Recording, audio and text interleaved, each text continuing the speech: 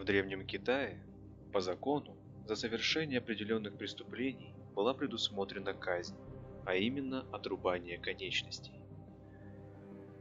Поднебесная славилась тем, что постоянно изобретала различные виды казни, особенностью которых еще в не столь далеком XIX столетии было то, что судья мог сам выбирать, как именно казнить преступника. Никого не держали в тюрьмах, слишком дорого, поэтому зачастую устраивались показательные прилюдные казни.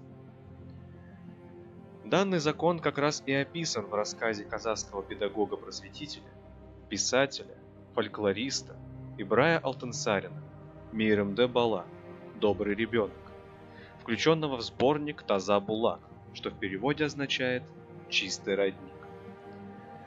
В нем автор наделяет главную героиню высшим качеством нравственности.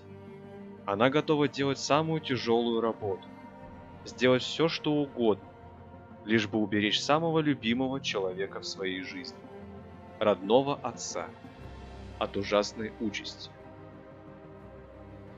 Что совершил отец главной героини? На что она готова пойти ради его спасения? Какова была реакция императора на ее намерение? Какой приговор по итогу вынесет суд? Ответы на эти вопросы, и не только, вы сможете получить, прочитав данную книгу у нас в библиотеке. Мы вас ждем по адресу город Степногорск, 3 микрорайон, 84, дробь 13. Приятного всем чтения!